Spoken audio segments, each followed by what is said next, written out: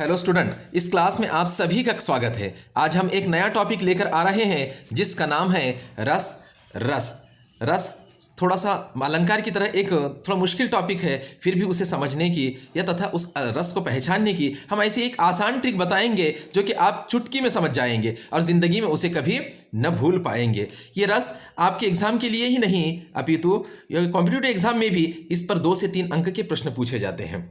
इसलिए इस वीडियो को ध्यान से सुने, अंत तक देखें और सब्सक्राइब करना ना भूलें, जो कि हमारा नया वीडियो जब भी अपलोड हो तब वो आपके पास तुरंत पहुंच जाए। बेल आइकन पर क्लिक करें, लाइक करें, अपने दोस्तों में शेयर करें, इस वीडियो का उपयोग उन्हें भी हो जाए। तो फिर आज हम देखेंगे रस किसे कहते हैं। रस की अधिक जानकारी हम यहाँ पर लेंगे, क्योंकि हिंदी व्याकरण का ये अलंकार की तरह यह भी एक महत्वपूर्ण, थोड़ा सा मुश्किल है, पर उसे हम आसान तरीके से बताने की कोशिश करेंगे। तो देखेंगे, मनुष्य के हृदय में अनेक प्रकार के भाव मौजूद रहते हैं। इन भावों को विभिन्न नामों से जाना जाता है। काव्य को पढ़ने, सुनने अथवा नाटक को देखने से हृदय में ये मौजूद भाव जागृत होकर आनंद प्रदान करते हैं। ये आनंद अलौकिक होता है। इस आनंद को ही हम क्या कहते हैं? रस कहते हैं। रस का शाब्दिक अर्थ है आनंद। रस का शाब्दिक अर्थ क्या है? आनंद है। रस साहित्य का निचोड़ा हुआ अर्क है। रस काव्य की आत्मा है। रस क्या है? काव्य की आत्मा है। तो रस काव्य की आत्मा है। इसलिए तो कहा जाता है काव्य को पढ़ने सुनने, काव्य को पढ़ने सुनने से या किसी नाटक को देखने से हृदय में जो आनंद की अनुभूति होती है उसे ही हम रस कहते हैं। यानी कि काव्य को सुनने, पढ़ने, देखने या तथा उसकी कल्पना करने से आनंद की जो अनुभूति होती है, हमें जो आनंद की अनुभूति होती है उसे ही हम रस कहते हैं। तथा ये रस निचोड़ा हुआ अर्क है। संस्कृत में कहा गया है रसात्मक वाक्यम काव्यम। रसात्मक वाक्यम काव्यम अर्थात रसयुक्त वाक्य ही काव्य है। किसी वाक्य में रस को मिला दो वो काव्य होता है। काव्य शास्त्र में रस को काव्य की आत्मा और प्राणतत्व भी माना है। तो प्राचीन आचार्यों ने तथा हम देखते हैं इस रस की एक व्याख्या की है। तो नाट्यशास्त्र में भरत मुनि ने नाट्यशास्त्र की परिभाषा की है। विभाव अनुभव व्यभिचारी तथा संचारी भाव। विभाव, अनुभव तथा संचारी भाव और स्थायी भाव रस के अंग है, और इन अंगों अर्थात तत्वों के संयोग से ही रस की उत्पत्ति होती है। रस की उत्पत्ति होती है। प्राचीन आचार्यों ने रस के 9 प्रकार माने हैं। अब हम देखेंगे रस के प्रकार। प्राचीन आचार्यों ने रस के 9 प्रकार माने हैं, पर वर्तमान में साहित्य शास्त्र में रस के 11 प्रकार माने जाते हैं। रस के 11 प्रकार माने जाते हैं। तो देखेंगे हम रस और उसके स्थायी भाव। रस 11 प्रकार के रस और उस रस के स्थायी भाव कौन से हैं उसे जानने की कोशिश करेंगे। रस और रस के प्रकार। रस, पहला रस है श्रृंगार रस, शांत रस, करुण रस, हास्य रस, वीर रस, रौद्र रस, भयानक रस, बीभत्स रस, अद्भुत रस, वात्सल्य रस और भक्ति रस। तो यहाँ पर देखो बेटा, ये रस और हम रस के स्थायी भाव दिए हैं। हाँ, तो रस श्रृंगार रस है। श्रृंगार रस का स्थायी भाव क्या है? प्रेम और रति है। ये स्थायी भाव यानी कि क्या है? स्थायी भाव किसे कहते हैं? जो कोई घटना को देखकर या काव्य को सुनकर या काव्य को पढ़कर हम में जो फीलिंग होती है, हमें जो फीलिंग महसूस होती है, हमें जो फीलिंग महसूस होती है समय आने पर वो व्यक्त होती है, उसे ही हम रस का स्थायी भाव कहते हैं। तो देखेंगे, श्रृंगार का स्थायी भाव क्या है? प्रेम और रति है। शांत रस का स्थायी भाव शांति, निर्वेद है। करुण रस शोक है।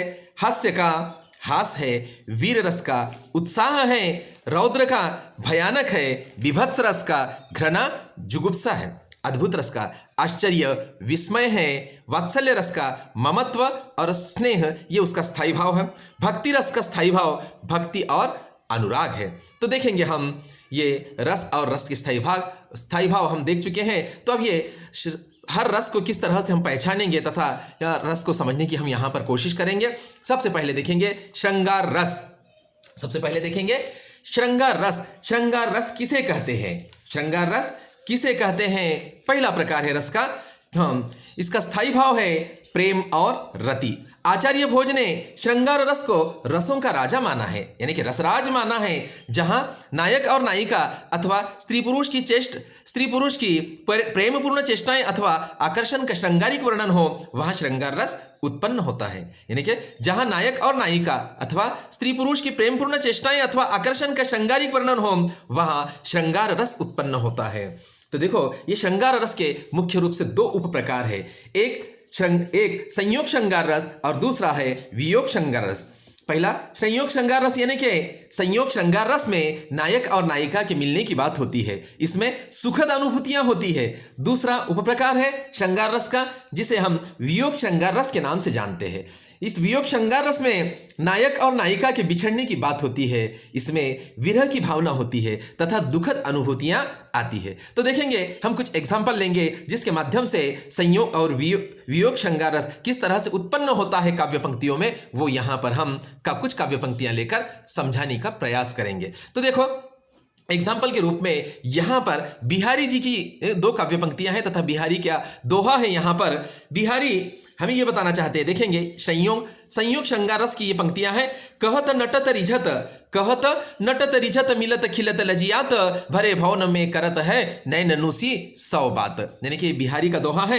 इसमें बिहारी के इन दोहों में क्या है, नायक और नायिका के मिलने पर उनकी प्रेम पूर्वक चेष्टाओं का कुशलता पूर्वक वर्णन इसमें हुआ है। इसलिए यहाँ पर कौन सा श्रृंगार रस उत्पन्न होता है, संयोग श्रृंगार रस, यानी नायक और नायिका के मिलने पर या उनकी तथा मिलने पर उनकी जो प्रेम पूर्वक चेष्टाएं यहाँ पर हमें दिखाई देती है, तो यहाँ पर संयोग श्रृंगार रस की अभिव्यंजना होती है। फिर दूसरा एक एग्जाम्पल है, देखो, ये निसी दिन बरसत नयन हमारे, सदा रहत वर्षा ऋतु हम पर, जब से शाम सिधारे। देखो, निसी दिन बरसत नयन हमारे, सदा रहत वर्षा ऋतु हम पर, जब से शाम सिधारे। यहाँ पर इन पंक्तियों में श्री कृष्ण के वृंद को छोड़कर मथुरा चले जाने पर तथा कृष्ण के बिछड़ने पर राधा एवं उनकी सखियों की विरह वेदना का वर्णन इन पंक्तियों में मिलता है। यानी कि यहाँ श्री कृष्ण के भक्त, उनकी सखियां तथा राधा जो है, तो उनके साथ रहती थी, लेकिन एक दिन वृंद छोड़कर उन्हें मथुरा जाना पड़ा। तब उनके बिछड़ने पर, उनसे विदा होने पर तथा उनसे दूर होने पर, तो इन सखियां और राधाओं में जो विरह की वेदना है, दुख भरी, जो दर्द भरी जो उनकी बातें हैं, वो इन पंक्तियों के माध्यम से यहाँ पर बताया गया है।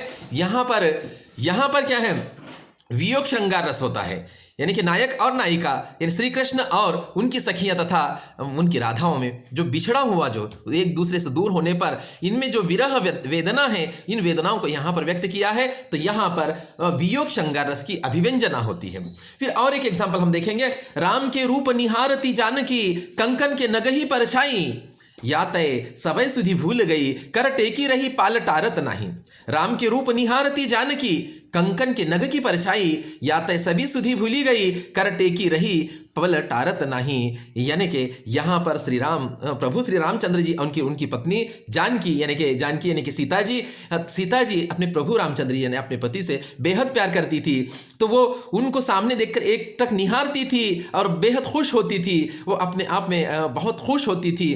तो वो प्रभु रामचंद्र जब सामने न होने पर भी वो अपने कंगन के जो कंकन है, कंकन के जो नगों में अपने पति की यानी कि श्री रामचंद्र जी की परछाई, कंकन के नग की परछाई को देखती है, उनके रूप को निहारती है, एक टक निहारने लगती है। या तो सभी सुधि भूली गई, कर टेकी रही पल टारत नहीं, यानी एक टक देखती है, अपने पलकों को तक नहीं झपकती। यानी कि एक टक प्रभु रामचंद्र जी ना होने के बावजूद भी अपने नगों में उनकी परछाई देखकर, एक टक देखकर वो इतनी बेहद खुश हो जाती है कि वो अपने आप को भूल जाती है। तो यहाँ पर राम और सीता इन दोनों के प्रेम की यहाँ पर पंक्तियां हैं। तो यहाँ पर ये संयोग श्रृंगार रस की अभिव्यंजना होती है। तो इस प्रकार श्रृंगार रस यानी कि नायक और नायिका के प्रेमपूर्ण चेष्टाएं अथवा आकर्षण का श्रृंगारिक वर्णन हो, वहां पर श्रृंगार रस की उत्पत्ति होती है। अब हम देखेंगे ये श्रृंगार रस की पहचान क्या है। श्रृंगार रस की पहचान क्या है? सौंदर्य, प्रकृति, सुंदर वन, वसंत ऋतु, पक्षियों का चहचहाना, ये श्रृंगार रस की पहचान है। यहां पर श्रृंगार रस की उत्पत्ति होती है। अब हम दूसरा देखेंगे, शांत रस। दूसरा कौन सा प्रकार है? शांत रस। शांत रस का स्थायी भाव है। शांत रस का स्थायी भाव है। शांति, वैराग्य या निर्वेद। जहां भक्ति, नीति, ज्ञान, वैराग्य, धर्म, दर्शन, तत्वज्ञान अथवा सांसारिक नश्वरता संबंधी प्रसंगों का वर्णन हो, वहां शांत रस उत्पन्न होता है। अथवा जब व्यक्ति के मन में वैराग्य का भाव उत्पन्न होने पर सांसारिक वस्तुओं के प्रति मनुष्य उदासीन हो जाता है, तब मन में जो भाव जागृत होते हैं उसे शांत रस कहते हैं। तो देखेंगे शांत रस को विस्तारित रूप से समझने के लिए हम कुछ एग्जाम्पल देखेंगे। पहला एग्जाम्पल देखो, मन रे तन कागद का पुतला, लागे बूंद बिनसी जाय, दिन में गर्भ करे क्या इतना। मन रे तन कागद का पुतला, लागे बूंद निकसी जाए, दिन में गर्भ करे क्या इतना। यानी कि यहाँ पर बताया गया है कि मन की तुलना कागज के भांति की गई है। वो कागज की तरह है, जैसा पानी की बूंद पड़ते कागज मिट जाता है, उस कागज मुरझा जाता है, उसका अस्तित्व समाप्त हो जाता है। उसी प्रकार हमारा तन और मन है। यानी कि यहाँ पर हमारा ये जो तन है, ये जो शरीर है, ये पंचतत्वों से बना हुआ है और कुछ दिनों में वो पंचतत्वों में ही विलीन, मृत्यु के पश्चात वो पंचतत्वों में ही विलीन होने वाला है। जिस तरह से कागज पर पानी का बूंद पड़ने पर उसका अस्तित्व समाप्त हो जाता है, उसी प्रकार मृत्यु आने पर ये शरीर और ये मन सब कुछ समाप्त हो जाता है। तो इसलिए गर्व करें क्या इतना। तो इसलिए हमारी खूबसूरती, ये हमारा सौंदर्य, ये हमारी ताकत, ये शक्ति, ये बल ये कुछ काम का नहीं है। एक दिन ये समाप्त होने वाला है, इसलिए हम अपने आप पर गर्व करने की कोई जरूरत नहीं है।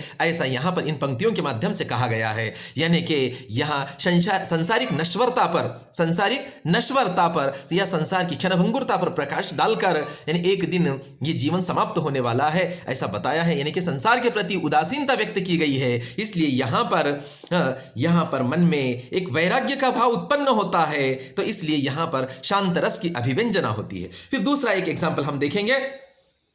तो दूसरा एग्जाम्पल है, माटी कहे कुम्हार से, तू क्या रौंदे मोहे, एक दिन ऐसा आएगा मैं रौंदूंगी तो है। माटी कहे कुम्हार से माटी कहती है, तू क्या रौंदे मोहे, एक दिन ऐसा आएगा मैं रौंदूंगी तो है। यानी कि कुम्हार क्या करता है, मिट्टी में पानी डालकर कीचड़ करता है, कीचड़ को खुंदलता है, रौंदता है उसे, और एक रौंदने के बाद कच्ची मिट्टी को फिर एक विशिष्ट आकार देता, उसे ठोकता है, मारता है, एक विशिष्ट आकार देकर उसके हांडी बनाता है, मिट्टी के बर्तन बनाता है और अंगीठी में डालकर उसे तपाता है, तब वो मिट्टी के बर्तन बाजार में लाकर बेचता है। तो वो माटी कहती है, ये कुम्हार तुम मुझे रौंदते हैं, ठोकते हैं, मारते हैं और मुझे अंगीठी में डालकर तपाते हैं, तो हाँ ये तुम्हारे दिन है, लेकिन एक दिन ऐसा आएगा कि मैं रौंदूंगी तो हो। कौन कहती है? मिट्टी कुम्हार को कहती है, तुम्हारे ये दिन है, तुम मुझे मारते हैं, रौंदते हैं, तपाते भी है, लेकिन एक ना एक दिन ऐसा आएगा जब मैं रौंदूंगी तो हो। यानी कि जब मनुष्य का देहांत हो जाता है तो वो पंचतत्वों से बना हुआ शरीर पंचतत्वों में विलीन हो जाता है, उसे कब्र में दफन किया जाता है, ऊपर से मिट्टी डाली जाती है, तो मिट्टी ऊपर मनुष्य के मृतदेह पर मिट्टी रौंदती है। तो इसलिए वो मिट्टी यहाँ पर ये बताई, तो यहाँ पर भी हमारे जो शरीर की नश्वरता पर यहाँ पर प्रकाश डाला गया है, इसलिए यहाँ पर एक प्रकार का निर्वेद उत्पन्न होता है, तो यहाँ पर शांत रस की अभिव्यंजना होती है। तो देखेंगे हम अब तीसरा प्रकार है। यहां पर ये शांत रस की पहचान क्या है? देखो, शांत रस की पहचान है, शांत रस को हम कैसा पहचाने?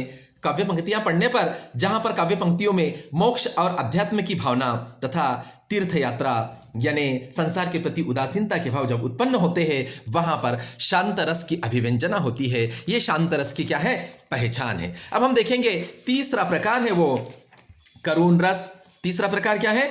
करुण रस है। तो ये करुण रस का शांत भाव है, करुण रस का शांत भाव है शोक।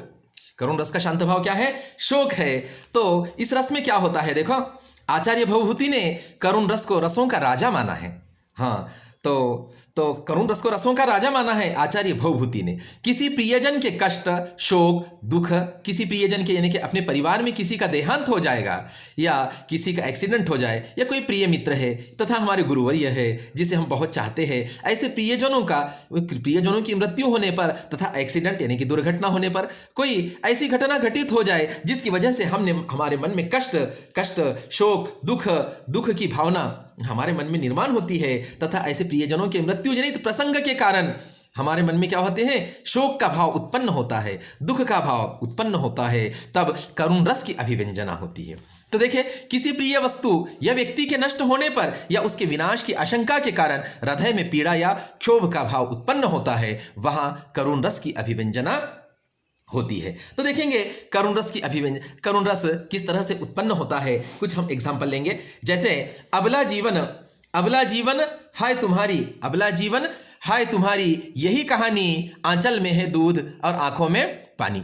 अबला जीवन हाय तुम्हारी यही कहानी, आंचल में है दूध और आंखों में है पानी। ये मैथिली शरण गुप्त जी की पंक्तियां हैं। मैथिली शरण गुप्त स्त्री जीवन पर प्रकाश डालते हैं और उनका बहुत सारा काव्य तथा बहुत सारा साहित्य स्त्री जीवन पर आधारित है। तो यहाँ पर इन काव्य पंक्तियों के माध्यम से वे हमें ये बताना चाहते हैं कि स्त्री, 50 वर्ष की स्त्री एक अबला थी। वो बचपन में अपने माता पिता का सहारा लेती थी और प्रौढ़ावस्था में, युवावस्था में तथा प्रौढ़ावस्था में पति का सहारा और बुढ़ापे में अपने संतान का सहारा लेती थी। उसके बिना वो अपने आप में वो सक्षम नहीं थी, हर समय वो किसी न किसी के सहारे वो जीती थी, तो इसलिए उसे अबला कहा गया है।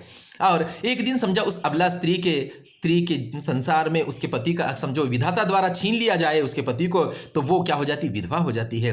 तो तब भी वो स्त्री एक अबला बन जाती है। तो ऐसी अबला स्त्री की यहाँ पर कहानी मैथिली शरण गुप्त ने बताई है। अबला जीवन हाय, अफसोस हो रहा है स्त्री जीवन के ये अबलापन पर, तुम्हारी यही कहानी, आंचल में है दूध और आंखों में पानी। आंचल में दूध है यानी कि तुम संतान की उत्पत्ति करती है और बच्चों का अच्छी तरह से देखभाल करती है, उनकी परवरिश करती है, और तुम्हारे किस्मत में क्या है, हमेशा आंखों में पानी ही रहता है। जब अपना पति विधाता द्वारा छीन लिया जाए तो तब तुम्हें जिंदगी भर बस रोने के सिवा कुछ नहीं मिलता। तो ऐसे स्त्री जीवन पर उन्हें अफसोस होने लगा, यानी कि दुख होने लगा। तो यहाँ पर स्त्री जीवन पर अफसोस होना यानी कि दुख होना, तो यहाँ पर इस काव्य पंक्तियों में करुण रस की अभिव्यंजना होती है। फिर दूसरा एग्जाम्पल हम देखेंगे।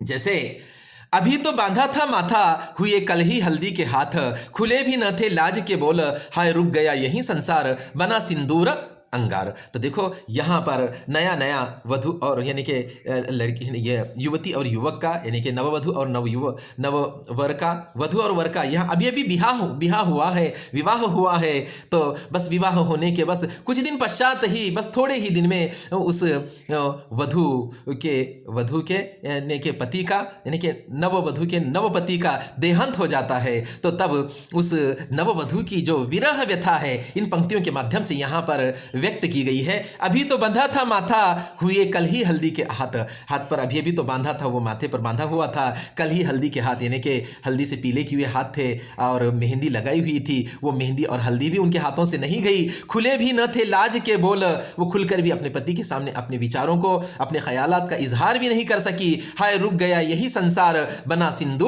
अंगार। हाय रुक गया यही संसार, यानी कि उनके पति का, यानी कि उस नववधु के हम साथी का, हम सफर का, यानी कि पति का, ये वधु का, वर का देहांत हो गया, विधाता द्वारा उनके वर को छीन लिया गया। तो तब वहां पर वो विधवा हो गई। तो उसके बना सिंदूर अंगार, जो माथे में जो सिंदूर लगा हुआ था, हाँ, सौभाग्यवती का सिंदूर लगाया जाता है, वो सिंदूर अब मिट गया, यानी कि उनके जीवन में वो अंगार बन गया। यानी कि ब्याह अगर ना होता तो वो हंसते खेलते रहती थी, लेकिन अब ब्याह के बाद उसका जीवन अधूरा हो गया। तो इसलिए सिंदूर भी अंगार बन गया। अब उसे पूरा जीवन अबला की तरह बस अंगार में जलते रहना पड़ेगा, दुख और वेदना को सहना पड़ेगा। तो यही यहाँ पर उनके यानी कि यहाँ की युवती पर, नववधु के उस जीवन पर तथा उनके इस अवस्था पर ये काव्य पंक्तियाँ दी गई है। तो यहाँ पर भी एक प्रकार का करुण रस यहाँ पर उत्पन्न होता है, एक शोक उत्पन्न, दुख उत्पन्न होता है। तो यहाँ पर करुण रस की अभिव्यंजना होती है।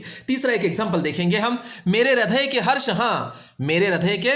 हाँ, अभिमन्यु अब तुम है कहाँ, तृण खोल कर बेटा तनिक वो, देख हम सबको यहाँ। तो देखो यहाँ पर क्या है, चक्रव्यूह में फंसकर अभिमन्यु एक छोटे बालक है, वो चक्रव्यूह में फंसकर वीर गति को प्राप्त हो जाते हैं। तब उनके माता के ये दुख भरे, दर्द भरे ये बोल है, अपने पितृ शोक में वो कुछ बोलती है। इन काव्य पंक्तियों के माध्यम से मैथिली शरण गुप्त हमारे सामने प्रस्तुत करते हैं। मेरे हृदय के हर्ष हाँ, अभिमन्यु अब तू है कहाँ। माता कहती है मेरे हृदय के हर्ष हाँ, मेरे हृदय के टुकड़े, मेरे कलेजे के टुकड़े, हाँ अभिमन्यु अब तुम कहाँ हो, मैं तुम्हारा इंतजार कर रही हूँ। हाँ, तृण खोल कर बेटा तनिक वो देख हम सबको यहाँ, तेरी आंखें खोलकर हमें देख, हम कितने परेशान हैं, देख हम सबको यहाँ, हम तेरे आने का कितना बेसब्री से इंतजार कर रहे हैं, तेरे खोने पर हम कितने दुखी हैं, हाँ, हमारा जीवन अधूरा हो गया, तेरे बिना सुना सुना हो गया, बस तू एक बार आंख खोलकर हमें देख ले, हम किस अवस्था में हैं। तो यहाँ पर माँ के पितृत्व या अपने पुत्रत्व के यानी कि पुत्र के शोक में यहाँ पर अपना दुख व्यक्त करती हुई माँ के बोल इन पंक्तियों के माध्यम से व्यक्त होते हैं। यहाँ पर ये भी एक करुण रस की अभिव्यंजना होती है। फिर और एक हम एग्जाम्पल देखेंगे, जब मैं था, हाँ, और एक एग्जाम्पल हम देखेंगे, रही खटकती हाय शूलसी, रही खटकती हाय शूलसी, पीड़ा उर्मे दशरथ के ग्लानी, त्रास वेदना विमंडती शाप कथा वे कह न सके। यहाँ पर देखो दशरथ राजा श्री राम जी के पिता है, तो उनको किसी ने शाप दिया। पहले ही पता था कि हमारे वृद्धावस्था में, बुढ़ापे में हमें यानी कि अपने पुत्र का वियोग हमें सहना पड़ेगा, राजा यानी कि पुत्र वियोग सहना पड़ेगा। श्री राम जी को 14 साल का वनवास होगा, ये दशरथ राजा को मालूम था। मालूम होने के बावजूद भी वो किसी को कह ना सके, उनको मालूम था। तो वो मन ही मन में इस वेदना को, इस त्रास को या इस दुख को, इस ग्लानि को बस मन ही मन में वो घूंटते रहे, वो किसी के सामने व्यक्त नहीं करे। तो दशरथ राजा के अपने पुत्र के प्रति जो विरह वेदना है तो उनकी इस काव्य पंक्तियों के माध्यम से व्यक्त होती है। इसलिए यहाँ पर भी करुण रस की अभिव्यंजना होती है। फिर एक बार वो काव्य पंक्तियां देखो, रही खटकती हाय शूलसी, पीड़ा कर उर्मे दशरथ के ग्लानि, त्रास वेदना विमंडित कथा शाप वे कह न सके। तो इस प्रकार यहाँ पर भी करुण रस की अभिव्यंजना होती है। तो यहाँ ये करुण रस इस तरह से हम देख चुके हैं। तो फिर अब हम देखेंगे करुण रस की पहचान क्या है। करुण रस की पहचान क्या है? जहां पर यदि किसी की मृत्यु होने पर उसके परिवार वाले उनके लाश पर रोना, शोकपूर्ण वातावरण का होना, निश्वास छाती पीट पीट कर रोना, दुख व्यक्त करना, जोर जोर से रोना, भूमि पर यानी कि मूर्छा खाकर भूमि पर पड़ जाना, गिर जाना, ये क्या है? करुण रस की पहचान है। तो अब हम देखेंगे इसके बाद का है चौथा रस है जो है हास्य रस। हास्य रस का स्थायी भाव है। हास्य रस का स्थायी भाव है हास यानी कि हंसी आना, वो हास्य रस का स्थायी भाव है। तो देखेंगे हम हास्य रस किसे कहते हैं। जहां काव्य में किसी का रंग रूप, विचित्र वेशभूषा, अटपटी आकृति एवं उसके क्रियाकलाप एवं वाणी तथा अनोखी चेष्टाएं सुनकर, देखकर, सुनकर, पढ़कर मन में हास्य का भाव उत्पन्न होता है, वहां हास्य रस की निर्मिति होती है। देखो बेटा, जहां काव्य में किसी का रूप रंग, विचित्र वेशभूषा, अटपटी आकृति एवं वाणी तथा अनोखी चेष्टाएं सुनकर, देखकर एवं पढ़कर मन में हास्य का भाव उत्पन्न होता है, वहां हास्य रस की अभिव्यंजना होती है। तो देखेंगे हास्य रस और अधिक रूप से विस्तारित रूप से समझने के लिए तो उसका एक एग्जाम्पल देखेंगे। यहां पर बताया गया है, जैसे मैं ऐसा शूरवीर हूं, पापड़ तोड़ सकता हूं, अगर गुस्सा आ जाए तो कागज मरोड़ भी सकता हूं। ये अजमेरी लाल महावीर जी की ये काव्य पंक्तियां हैं। किसकी है? अजमेरी लाल महावीर जी की ये काव्य पंक्तियां हैं। उन्होंने अपनी काव्य पंक्तियों में एक प्रकार का हास्य निर्माण किया है। मैं ऐसा शूरवीर हूं, पापड़ तोड़ सकता हूं, अगर गुस्सा आ जाए तो कागज मरोड़ सकता हूं। तो ये काव्य पंक्तियों में शूरवीर की व्यथा बताई गई है, कथा। मैं एक शूरवीर हूं, तो वो अपनी बहादुरी बताते हैं। कै पर बताते हैं बहादुरी? पापड़ तोड़ सकता हूं, एक मामूली पापड़ तोड़ने के बारे में कहते हैं। अगर गुस्सा आ जाए, बहुत ही गुस्सा आ जाए, तो मैं क्या कर सकता हूं? कागज को मरोड़ भी सकता हूं। तो एक बताते तो है कि मैं एक शूरवीर हूं। शूरवीर का काम क्या होता है?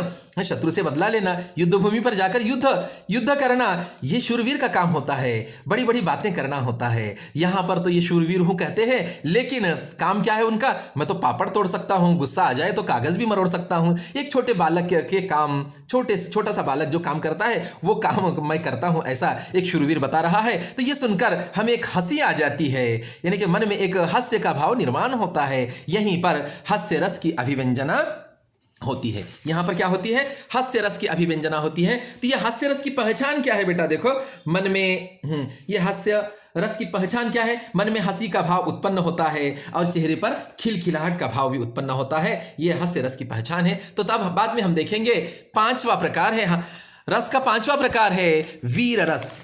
कौन सा रस है? वीर रस है। तो यह है वीर रस। तो वीर रस का स्थायी भाव क्या है? वीर रस का स्थायी भाव है उत्साह। वीर रस का स्थायी भाव उत्साह है।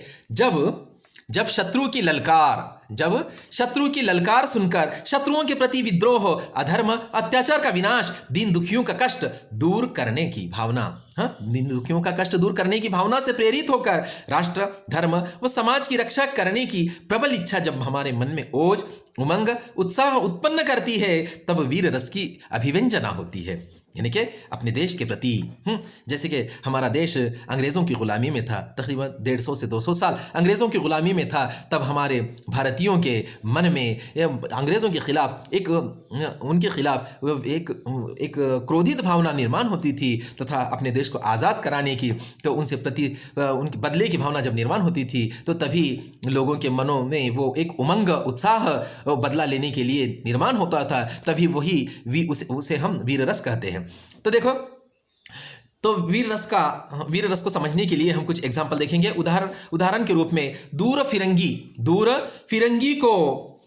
फिरंगी को करने की सबने मन में ठानी थी, चमक उठी सन 57 में वह तलवार पुरानी थी। चमक उठी सन 57 में वह तलवार पुरानी थी, बुंदेले हर बोलों के मुंह हमने सुनी वह कहानी थी, खूब लड़ी मर्दानी वह तो झांसी वाली रानी थी। ये काव्य पंक्तियां सुभद्रा कुमारी चौहान की है। इन्होंने रानी लक्ष्मीबाई, झांसी की रानी लक्ष्मीबाई की शूर वीरता पर प्रकाश डाला है। तो यहाँ रानी लक्ष्मीबाई में जो वीर गुण तथा उनमें वीर भाव जो उत्पन्न हुआ है, तो वो यहाँ पर इन पंक्तियों के माध्यम से किया है। दूर फिरंगी को करने की सबने मन में ठानी थी, यानी कि अंग्रेज एक बिजनेसमैन बस बनकर यहाँ पर आए और हमारे सिंहासन राजगद्दी पर बैठ गए और हमें भारतीयों को गुलाम बना दिए और हमारा बस जैसा चाहे वैसा उपयोग इस्तेमाल करने लगे। तो इसलिए भारतीयों के मन में, हमारे मन में उनके प्रति बदले की भावना निर्माण हो गई और 1857 में एक युद्ध लड़ा गया, एक उठाव किया गया अंग्रेज़ों के खिलाफ। तो उसमें प्रमुख रूप से आगे रहने वाली वो झांसी की रानी है, घोड़े पर बैठकर हाथ में तलवार लेकर प्रतिशोध की भावना से आगे निकली और उनसे मुकाबला करती रही। तो दूर फिरंगी को करने की सबने मन में ठानी थी, यानी कि फिरंगी यानी कि अंग्रेज़ों को अपने देश से भगाने की सबने भारतीयों ने मन में ठानी थी। चमक उठी सन 57 में वो तलवार पुरानी थी। तलवार जो झांसी की रानी के हाथ में जो तलवार थी वो पुरानी थी, लेकिन लक वो चमकने लगी हम जज्बात में। बुंदेले हर बोलों के मुंह हमने सुनी कहानी थी। बुंदेले हर बोले, ये कहानी झांसी की रानी की जो वीरता है, वो वीरता की कहानी वो हमें अक्सर सुनाया करते थे। खूब लड़ी मर्दानी वह तो झांसी वाली रानी थी। ये एक महिला होने के बावजूद भी, एक स्त्री होने के बावजूद भी वो पुरुष जो काम नहीं कर सकते उससे भी आगे, पुरुषों से भी आगे वो ऐसा काम कर बताया। तो वो कौन थी? दूसरी तीसरी कोई नहीं, तो वो झांसी वाली रानी थी। तो यहाँ पर इन काव्य पंक्तियों में झांसी की रानी की जो शूरवीरता प्रकट होती है, तो यहाँ पर वीर रस की अभिव्यंजना, यानी कि झांसी की रानी में जो उत्साह, उमंग तथा जो जोश है अपने देश को आज़ाद कराने का, तो यहाँ पर वीर रस की अभिव्यंजना होती है। तो देखेंगे हम दूसरा वीर रस का एग्जाम्पल है तनकर भाला यूं बोल उठा, राना मुझको विश्राम न दे, मुझको वैरी से हृदय क्षोभ, तू तनिक मुझे आराम न दे। तो यहाँ पर देखो, महाराणा प्रताप सिंह का भाला बोला, महाराणा प्रताप सिंह का भाला यानी कि महाराणा प्रताप सिंह के हाथ में क्या है? भाला है और उसमें भाला भी है, बाण भी है। तो वो तनकर यूं बोल उठा, क्या बोल उठा? मुझको विश्राम न दे, मुझको वैरी से हृदय क्षोभ, यानी कि वैरी यानी कि अपने प्रतिस्पर्धी के प्रति एक प्रतिशोध की भावना मेरे मन में है। मैं तनिक भी विश्राम यानी कि आराम नहीं करूँगा, तू तनिक मुझे आराम न दे। मैं अविरत बस प्रतिस्पर्धी से बदले की भावना से ओतप्रोत होकर उनसे झगड़ते रहूँगा और बदले की भावना रखकर उनसे वो भाले से मैं उनका प्रतिशोध लेता रहूँगा। इस प्रकार ये बोल यहाँ पर महाराणा प्रताप सिंह के है। तो यहाँ पर एक प्रकार का उत्साह महाराणा प्रताप सिंह के मन में जाग उठा है। तो यहाँ पर वीर रस की अभिव्यंजना हमें दिखाई देती है। छठा प्रकार है रौद्र। इसकी वीर रस की पहचान क्या है? मन में उमंग का भाव है, मन में उमंग का भाव है, बाहों का बार बार उठना, चेहरे पर क्या है? चेहरे पर उत्साह की लालिमा है, शस्त्र चलाना, यानी अंत में जब ज़्यादा ही वो क्रोधित हो जाते हैं तो उस समय शत्रु के साथ यानी कि अंग्रेज़ों के साथ शस्त्र भी चलाया जाता है। फिर और भी कुछ एग्जाम्पल इसके बारे में बहुत सारे हैं, पर समय न होने के कारण हम नहीं ले पा रहे हैं। फिर भी एक आध एग्जाम्पल मैं आपको बताऊंगा। अक्सर हम ये लोग कश्मीर के बारे में कहते हैं, दूध मांगे तो खीर दूंगा, कश्मीर मांगे तो चीर दूंगा। ऐसा भी हम जज्बात में आकर यानी कि अपने देश के प्रति एक उत्साह हमारे मन में जाग जाता है, तब ऐसे भी हम कुछ बोल देते हैं। तो उसके बाद और भी कुछ एग्जाम्पल है, देखो, वीर तुम बढ़े चलो, धीर तुम बढ़े चलो, सामने पहाड़ों की सिंह की दहाड़ हो। वीर तुम बढ़े चलो, धीर तुम बढ़े चलो, सामने पहाड़ हो कि सिंह की दहाड़ हो। भले ही पहाड़ आ जाए, वीरों को यहाँ प्रेरित उद्देशित करते हुए कहा गया है कि हे वीर, तुम आगे ही आगे बढ़ते जाओ, तुम अपने हौसले को बुलंद करो, हिम्मत न हारो। सामने बड़े बड़े पहाड़ चट्टाने क्यों न आ जाए, बड़े से बड़े सिंह और शेर क्यों न आ जाए, उनकी दहाड़ तुम्हें सुनाई क्यों न दे, लेकिन तुम आगे ही आगे बढ़ते चलो, तुम्हें सफलता जरूर मिलेंगी, अपने देश को आज़ादी जरूर मिलेंगी। ऐसा ये काव्य पंक्तियां द्वारिका प्रसाद माहेश्वरी की है। तो फिर दूसरा भी एक देखो, और एक एग्जांपल है, मैं सत्य कहता हूं सखे, सुकुमार मत जानो मुझे, यमराज से भी युद्ध को प्रस्तुत सदा मानो मुझे। ये मैथिली शरण गुप्त जी की पंक्तियां हैं। तो यहाँ पर इन काव्य पंक्तियों में छोटे से बालक अभिमन्यु हाँ कहते हैं, उनमें भी एक उत्साह की भावना अपने देश के प्रति जागृत होती है। तो वो छोटे बालक होने के बावजूद भी ये बोल देते हैं, मैं सत्य कहता हूं सखे, हे सखे मैं सच कहता हूं कि सुकुमार मत जानो मुझे छोटा बच्चा मत समझो, हाँ छोटा बच्चा समझकर मुझे ना समझाओ रे, ऐसा कहते हैं ना। तो मुझे छोटा बच्चा मत समझो, यमराज से भी युद्ध को प्रस्तुत सदा मानो मुझे। युद्ध भूमि पर यमराज भी मेरे प्रस्तुत आ जाए, समक्ष आ जाए, तो मैं उनसे भी मैं युद्ध में लड़ूंगा। ऐसा यहाँ पर छोटे बालक अभिमन्यु अपने वीर के बोलते हैं, यानी कि उत्साह से ये बोलते हैं। यहाँ पर भी वीर रस की अभिव्यंजना होती है। मैंने आपको बताया वीर रस की पहचान क्या है, मन में उमंग का भाव है, बाहों का बार बार उठना है, चेहरे पर उत्साह की लालिमा और अंत में शस्त्र चलाना, ये क्या है, वीर रस की पहचान है। तो उसके बाद देखेंगे हम छठा रस है जिसे हम रौद्र रस कहते हैं। छठा रस कौन सा है, रौद्र रस है। रौद्र रस उसका स्थायी भाव है बेटा, देखो स्थायी भाव है क्रोध, बहुत गुस्सा आना, ये उसका स्थायी भाव है। स्थायी भाव हम किसे कहते हैं वो आपको तो मालूम है। तो वो स्थायी भाव होता है जिसे हम मन में एक प्रकार का गुस्सा आ जाता है, बहुत गुस्सा आता है, अत्यधिक हम क्रोधित हो जाते हैं। तो जब ये रौद्र रूप हम धारण करते हैं, तो देखो जब किसी प्रिय अथवा श्रद्धेय व्यक्ति के प्रति, श्रद्धेय व्यक्ति यानी कि हम जिसको मानते हैं, वो अपने गुरुजन वर्ग या हमारे अपने बड़े जिसके बारे में हम श्रद्धा रखते हैं, उनका हम क्या करते हैं, सम्मान करते हैं। ऐसे श्रद्धेय व्यक्ति के प्रति असह्य वचन, ये कोई उनके बारे में कोई अगर असह्य वचन बोल दे, गलत बात कह दे, तथा उनकी कोई निंदा करे या उनका कोई अपमान करे, या वैसे अपमानजनक व्यवहार एवं अपना अपमान करे, ऐसे समय में अपने मौजूद में जो स्थायी भाव है क्रोध का, वो जब जागृत होता है, तब रौद्र रस की अभिव्यंजना होती है तथा रौद्र रस उत्पन्न होता है। यानी कि जब किसी प्रिय अथवा श्रद्धेय व्यक्ति के प्रति असह्य वचन, निंदात्मक एवं अपमानजनक व्यवहार एवं अपना अपमान आदि से मन में मौजूद क्रोध का स्थायी भाव जब जागृत होता है, तब रौद्र रस की उत्पत्ति होती है। तो देखेंगे रौद्र रस को समझने के लिए हम कुछ एग्जाम्पल लेंगे। तो पहला एग्जाम्पल देखो, जैसे श्री कृष्ण के सुन वचन, अर्जुन क्रोध से जलने लगे, सब शोक अपना भूल कर करतल युगल मलने लगे, संसार देखे अब हमारे शत्रु रन में मरत पड़े, करते हुए ये घोषणा वे हो गए उठ खड़े। तो यहाँ पर इन काव्य पंक्तियों में देखो श्री कृष्ण अर्जुन को कुछ गीता के उपदेश दिए हैं। तो जैसे कि अपने इधर जो कि स्त्रियों पर अन्याय होता है, बच्चों पर अन्याय होता है, तो वगैरह कुछ ऐसा कुछ गीता के माध्यम से कुछ उपदेश दिए, जिसकी वजह से उनके मन में एक क्रोध की भावना, जब प्रतिस्पर्धियों के प्रति तथा शत्रु के प्रति क्रोध की भावना मन में निर्माण हुई, तब अर्जुन ने ये बोल इन पंक्तियों के माध्यम से व्यक्त किए हैं। तो क्या व्यक्ति, श्री कृष्ण के सुन वचन, अर्जुन क्रोध से जलने लगे। श्री कृष्ण के जो गीता रूपी उपदेश सुनकर अर्जुन के मन में एक क्रोध की भावना आ गई, प्रतिस्पर्धी के प्रति। सब शोक अपना भूलकर, शोक यानी कि शांत स्वभाव को वो भूलकर करतल युगल मलने लगे, यानी कि अपने हाथ में एक हाथ को हाथ मिलाकर, यानी कि हथेलियों को मिलाकर वो जोर से पछतावे के ग्लानि के समान वो अपने हाथों को मलने लगे। गुस्सा आ गया उन्हें। संसार देखे अब हमारे शत्रु रन में मृत पड़े। अब हम ऐसा युद्ध भूमि पर लड़ेंगे कि वहां पर शत्रु लोग हैं, वहां पर उनके मृत्यु देह ये सारा संसार देखेगा। करते हुए ये घोषणा वे हो गए उठ खड़े। ऐसी घोषणा करते हुए अब युद्ध भूमि की ओर वो आगे निकल पड़े। तो यहां पर भी एक क्रोध का भाव मन में जागृत होता है। तो यहाँ पर रौद्र रस की उत्पत्ति होती है तथा रौद्र रस उत्पन्न होता है। तो दूसरा एग्जाम्पल देखो, कहा कैकेयी ने सक्रोध दूर हट निर्बोध द्विजिह्वे रस में विष मत घोल। द्विजिह्वे इनके परिवार के बारे में कुछ क्या करता है, बीच में कुछ कहता है, यानी कि कुछ विष घोलने की, यानी कि अनाप शनाप बातें कहता है, कुछ उल्टी सीधी बातें कहता है। तो माँ कैकेयी को गुस्सा आ जाता है। कहा कैकेयी ने सक्रोध, गुस्से में आकर, वो क्रोध में आकर वो द्विजिह्वे को ये कहती है कि दूर हट निर्बोध द्विजय रस में विष मत घोल। ये इतना अच्छा प्रसंग है, ये हमारा परिवार है, इसमें ऐसी बातें कहकर तू विष मत घोल। ऐसा यहाँ पर उन्होंने गुस्से में तथा क्रोध में कैकेयी ने द्विजिह्वे को कहा है। तो यहाँ पर भी रौद्र रस की अभिव्यंजना होती है। दूसरा एक रौद्र रस का एक काव्य पंक्ति देखेंगे हम, 2 काव्य पंक्तियां, जिसके माध्यम से रौद्र रस अधिक रूप से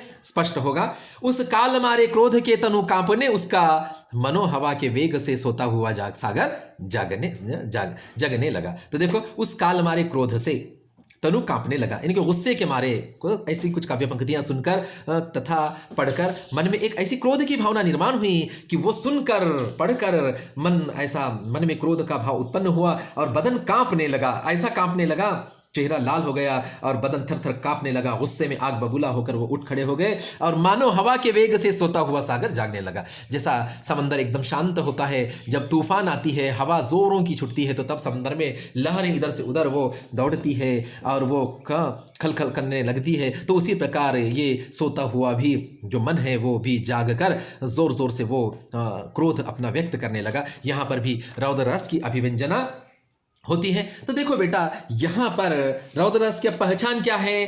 क्रोध के कारण चेहरा तमतमाना, आंखें लाल होना, भौहें टेढ़ी मेढ़ी करना, दांत पीसना, होठ चबाना, शत्रु को ललकारना और अंत में ज्यादा ही गुस्सा आ जाए, शत्रु का अन्याय बहुत ही बढ़ जाए, हद से ज्यादा हो जाए, तो तब शस्त्र भी चलाया जाता है। ये रौद्र रस की पहचान है बेटा।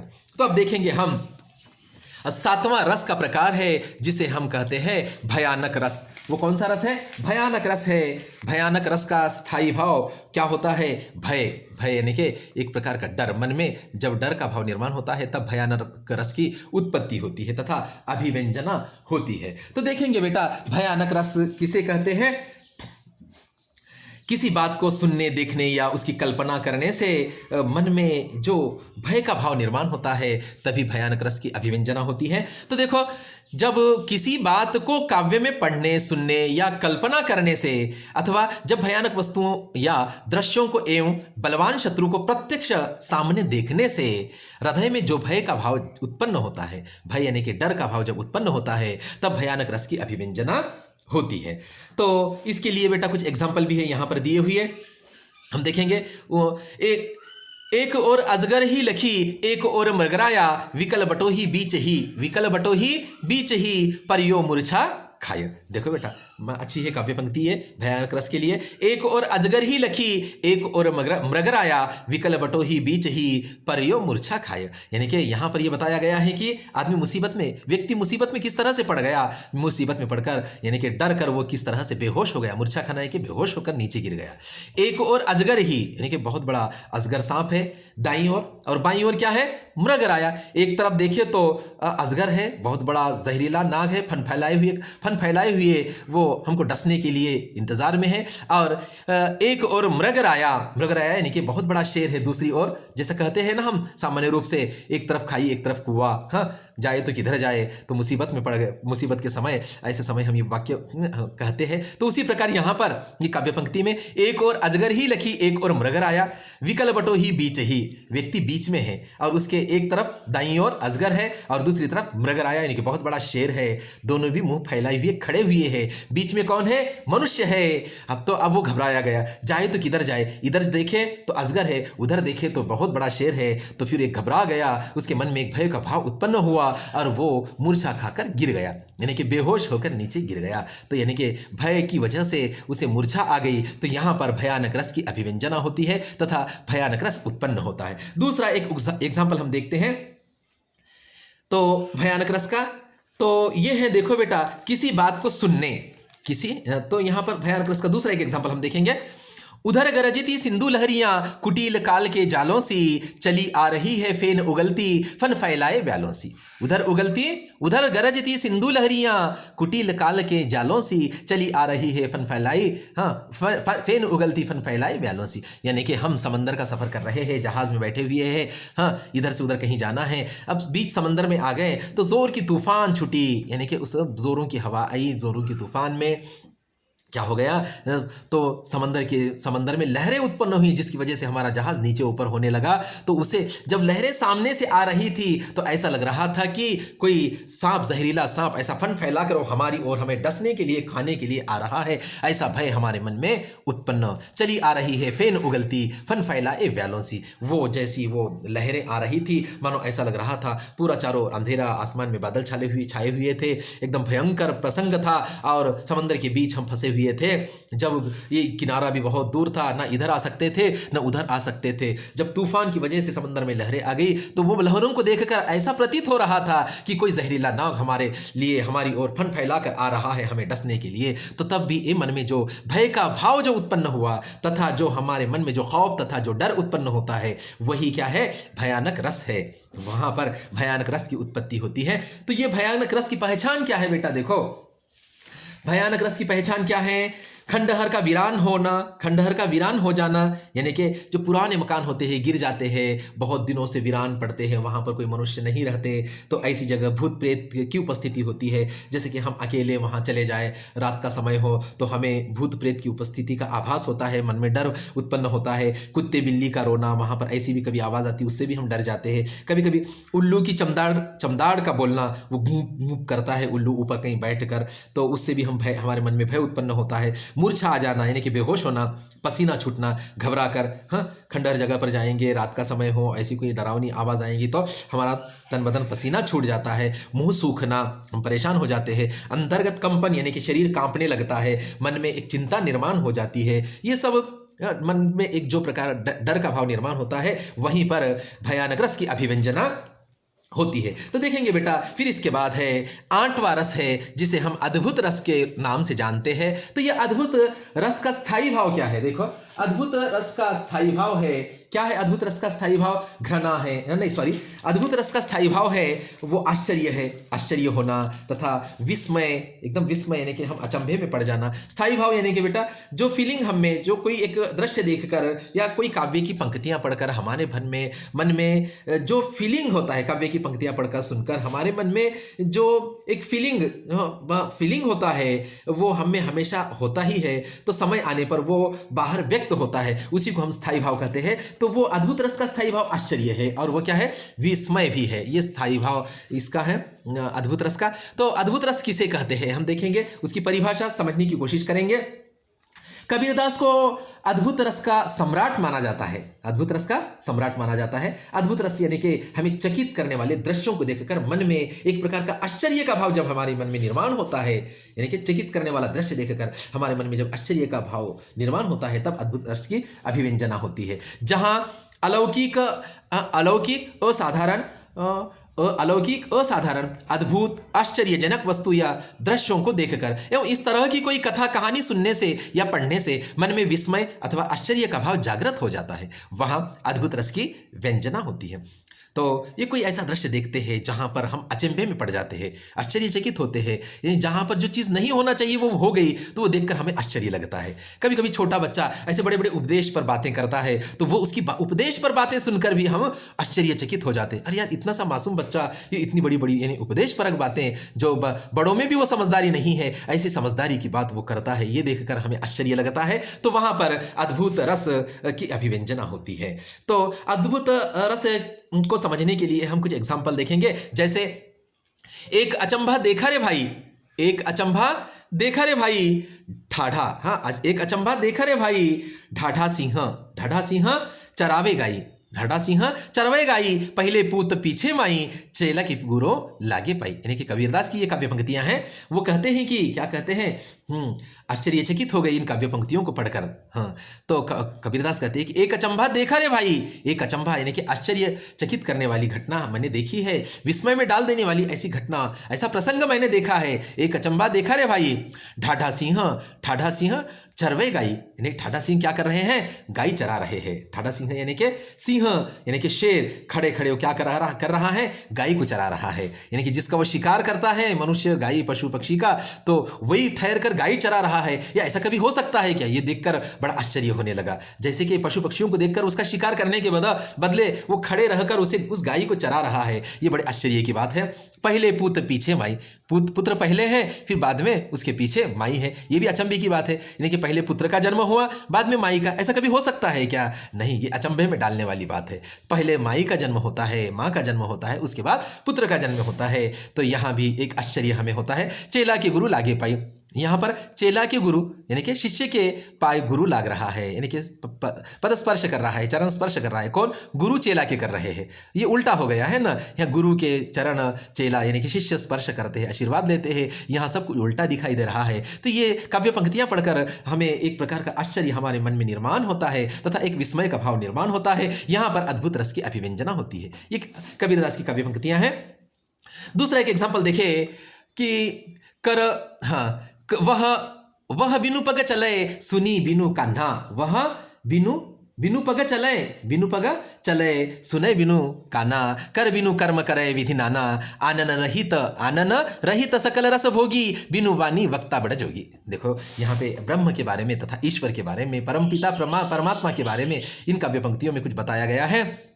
ईश्वर निराकार और निर्गुण है, हाँ वो पाक और साफ है, सारे गुणों से कोई पाक और साफ है, और वो निराकार है, न उसके कोई हाथ है, न कोई पैर है, न वो आँख है, न कान है, तो उसका कोई आकार नहीं है। वो निर्गुण और निराकार है, यानी कि उसको वो बिनु, हाँ ईश्वर को हम यानी कि जिसको आँख हाथ पैर होते हैं वो मनुष्य होता है, हाँ तो ये ईश्वर है, इसको हाथ पैर वगैरह कुछ भी नहीं है, लेकिन वो सब कुछ न होने के बावजूद भी वो सब कुछ कर सकता है। ये इन काव्य पंक्तियों में बताया गया है। वो सृष्टि का निर्माता है और हमारा नियंता है, और हम सब पर हमारे कर्मों का हिसाब लेने वाला है, और पारलौकिक जीवन में उसका बदला हमें देने वाला है स्वर्ग और नरक के रूप में। तो वो निराकार और निर्गुण है ईश्वर के प्रति तथा ब्रह्मा के प्रति यहाँ पर ये बोले गए हैं। वह बिनु पग चले सबे सिनु बिनु काना, यानी कि वह बिनु पग चले, बिना पैर के चल सकता है, सुने बिनु काना, बिना कान के वो सुन सकता है। हाँ वो हम जो जितने भी इस संसार में तथा इस विश्व में, इस संसार में जितने भी लोग हैं, पशु पक्षी, हमारी सारों के ये कर्म देखता है, वो सारों की हमारी बातें सुन सकता है। हाँ कान न होने के बावजूद भी वो सुन सकता है, पैर न होने के बावजूद भी वो चल सकता है। वो हमें दिखता नहीं, वो पर हमारे हृदय में हमारे पास वो विराजमान है। कर बिनु कर्म करे, हाँ हाथ कर यानी कि हाथों के बिना वो सब कुछ कर सकता है। विधि नाना यानी कि विविध प्रकार के वो कार्य कर सकता है। आनन रहित सकल रस भोगी, आनन रहित यानी कि वो क्या है, आनन जबान नहीं है, न होने के बावजूद भी वो सारे रसों को वो ले सकता है, भोग सकता है। बिनु वाणी वक्ता, जबान न होने के बावजूद भी वो सारी बातें हम अच्छी तरह से कर सकता है, यानी कि कुछ न होने के बावजूद भी वो सब कुछ कर सकता है। ऐसा वो ब्रह्मांड, ऐसा वो परम पिता परमात्मा, वो ईश्वर के प्रति यहाँ पर ये उद्गार या तथा काव्य पंक्तियाँ ली गई है। तो ये बिना कान के सुनना, बिना पैर के चलना, बिना हाथों के सारे काम करना, बिना जुबान के सारी बहुत अच्छी बातें करना, तो ये सब हमें आश्चर्य में डालने वाली ये सारी बातें हैं। तो ये सुनकर हम बड़े आश्चर्यचकित हो जाते हैं इन काव्य पंक्तियों को पढ़कर। तो यहाँ पर अद्भुत रस की अभिव्यंजना होती है। तो और हम कोई दूसरे भी एग्जाम्पल देखेंगे जिसकी वजह से यहाँ पर आश्चर्य का भाव हमारे मन में किस तरह से जागता है। देख यशोदा शिशु के मुख में सकल विश्व की माया, क्षण भर को वह बनी अचेतन, हिल न सकी कोमल काया। देख यशोदा शिशु के मुख में, यानी कि श्री कृष्ण यानी कि यशोदा माँ, जब वो कृष्ण भगवान यानी कि श्री कृष्ण जब छोटे थे तो तब वो बाहर मिट्टी में खेलते थे, खेलते खेलते कभी मुंह में भी मिट्टी डाल लेते थे। तो यशोदा माँ उन्हें करीब लेकर उनके मुख में की मिट्टी निकालने के लिए मुंह खोलती है, तो तब उनके मुख में सारे ब्रह्मांड की माया देखकर वो एकदम अचेतन रह जाती जाती है, वो हिल न सकती है, यानी कि वो सब कुछ अपना भूल जाती है। तो यहाँ पर भी एक हमें श्री कृष्ण के मुख में माया देखकर एक अचंभा होता है, तो यहाँ भी अद्भुत रस की अभिव्यंजना होती है। दूसरा एक एग्जाम्पल देखेंगे, पड़ी अचानक नदी अपार, घोड़ा कैसे उतरे पार, राणा ने सोचा इस पार, तब तक घोड़ा था उस पार। यानी कि यहाँ महाराणा प्रताप सिंह के बारे में बताया गया है इन पंक्तियों में। महाराणा प्रताप सिंह सफर के लिए घोड़े पर सवार होकर आगे निकले, तो कुछ आगे जाने के बाद थोड़ी ही देर में एक बहुत बड़ी नदी सामने आ जाती है। उस नदी को देखकर ये सोचने लगते हैं कि ब्रिज तो नहीं है ऊपर, तो फिर हम उस पार कैसा जाएंगे, घोड़ा हमारा उस पार कैसा जाएगा। बस ये सोचने लगे, परेशान थे कि उतने में क्या हो गया, राणा सोच में ही थे कि तब तक घोड़ा था उस पार, घोड़ा उस पार चला गया, नदी के पार चला गया, उस किनारे तक चला गया। यानी कि वो सोच में ही थे, अभी तो कुछ सोचा भी नहीं, बस सोच में ही थे कि घोड़ा उस पार चले गया। ये भी हमें आश्चर्य में डालने वाली बात है। तो इसलिए यहाँ पर भी अद्भुत रस की अभिव्यंजना होती है। तो यहाँ पर देखो बेटा, तो ये अद्भुत रस की अभिव्यंजना यहाँ होती है। तो ये अद्भुत रस की पहचान क्या है? हाँ, कैसे दृश्यों को देखकर हमें अद्भुत रस को समझना होगा, क्योंकि एग्जाम में बेटा हमको काव्य पंक्तियां लिखने के लिए नहीं कहा जाता है। जो काव्य पंक्तियां दी गई है उन काव्य पंक्तियों को पहचान कर रस का प्रकार हमें लिखना है। तो इसलिए तो ये पहचान, इसकी पहचान, इसलिए मैं हर प्रकार के नीचे आपको पहचान बता रहा हूँ। तो वो किस प्रकार का दृश्य हो या किस प्रकार की काव्य पंक्तियाँ हो, तो ये कब वो रस की निर्मिति होती है, वो पहचान के लिए मैं लास्ट अंत में तुमको वो बता रहा हूँ, वो समझने की कोशिश करो। तो ये अद्भुत रस की पहचान क्या है? मन में भौचक्केपन का भाव, और चेहरे पर क्या है? चेहरे पर चकमकाहट, चेहरे पर क्या है? चकमकाहट का भाव, और अंदर रोमांच, यानी कि गदगद होना बदन हमारा, आंखें फाड़ फाड़ कर देखना। कोई आश्चर्य की बात हो तो हम आंखें फाड़ फाड़ कर देखते हैं, और कभी कभी एक प्रकार की कंपी भी हमारे मन में निर्माण होती है। तो उसके बाद हम देखेंगे बेटा एक दूसरा एक प्रकार है, 9वां रस का प्रकार है, वो है विभत्स रस। कौन सा है? विभत्स रस है। तो ये विभत्स रस की क्या है? स्थायी भाव क्या होता है? घृणा। विभत्स रस का स्थायी भाव है घृणा तथा जुगुप्सा भी होता है। तो विभत्स रस किसे कहा जाता है? उसकी विभत्स रस की हम परिभाषा देखेंगे, जहां किसी अप्रिय घृणित दृश्यों, दुर्घटना, यानी जहां किसी अप्रिय जो हमें अच्छी नहीं लगती ऐसी घृणित दृश्यों, घृणित दृश्यों, घृणास्पद, यानी कि जिससे हम घृणा करते हैं, तिरस्कार करते हैं, दुर्गंधि युक्त वस्तुओं एवं पदार्थों के प्रसंगों को देखकर, सुनकर या पढ़कर या कल्पना करके मन में जो घृणास्पद भाव निर्माण होते हैं, उसी भाव को विभत्स रस कहते हैं। देखिए समझ में आया ना बेटा? कोई दुर्गंधि युक्त, जैसे कि मरा हुआ जानवर है, मृत उसका देह पड़ा हुआ है, एक कौवे, चील, ऐसा कुत्ते नोच नोच कर खा रहे हैं और उसमें से दुर्गंधि छूटी हुई है, तो ये दृश्य देखकर मन में एक प्रकार की घृणा तथा तिरस्कार हमारे मन में निर्माण होता है। तो या कोई गंदगी को देखकर मन में एक घृणित भाव निर्माण होता है, वहां पर विभत्स रस की अभिव्यंजना होती है। तो देखो उसके लिए कुछ एग्जांपल हम देखेंगे विभत्स रस को समझने के लिए। जैसे रवि के दारुण अतप से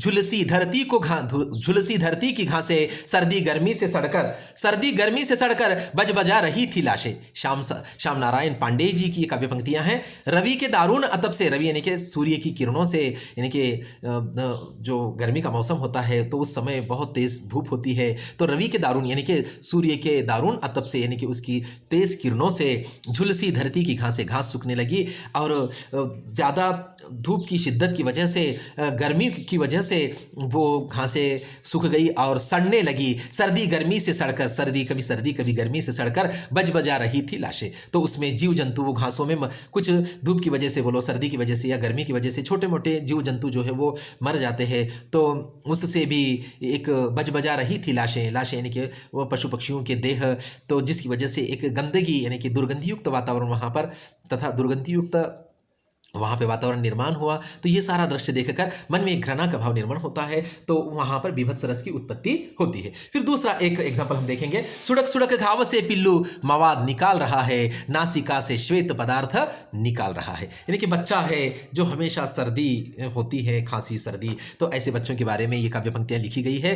तो जो कि सुड़क कर घाव से पिल्लू मवाद निकाल रहा है, नाक से जो बहता हुआ सर्दी में गंदा पानी है वो निकल रहा है, उसे पोंछता भी नहीं, वो बार बार आता, जमता, सूखता, वहाँ पर जख्म भी हो जाते। नासिका से श्वेत पदार्थ निकल रहा है, नासिका यानी कि नाक से ऐसा सुड़क सुड़क कर वो कोई पदार्थ, गंदा पदार्थ निकाल रहा है। अगर पोंछ दिए तो साफ होता है, पर वो बिना पोंछे वैसे ही बच्चा वो रख रहा है, उसकी माँ भी उसे नहीं देख रही है, वो बाहर खेल रहा है, वो कभी निकला हुआ श्वेत पदार्थ वो सूख रहा है, जख्म बन रहा है, फिर उसके ऊपर ही और वो श्वेत पदार्थ नाक का निकला हुआ और जा रहा, जम रहा है। तो ये एकदम एक तो गंदी बो आ रही है, देखकर दृश्य भी हमारे मन में एक प्रकार की घृणा तथा तिरस्कार की भावना हमारे मन में निर्माण हो रही है। तो यहाँ पर विभत्स रस की अभिव्यंजना होती है। दूसरा और एक एग्जाम्पल यहाँ पर दिया गया है, ये विभत्स रस के लिए बहुत ही एकदम चमत्कारिक है।